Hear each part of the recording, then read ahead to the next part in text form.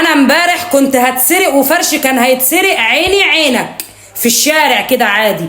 صاحبة الشقة كانت معرفة، مدياني الشقة ولا راكب لها حديد ولا راكب لها شبابيك كويسة ولا راكب لها بلكونات كويسة، وبقفلها بالمقشة. الازاز بتاع البلكونات مش راكب، الباب نفسه اللي هي مديهوني لو حد اداله بالرجل هيفتحه يسرقني. وبالفعل رجعت من البلد ولقيتني مسروقة، اتسرقت من عند الأنبوبة. وسبحان الله سبحان الله، الحرامي اللي دخل سرق الأنبوبة رجع الرزة مكانها.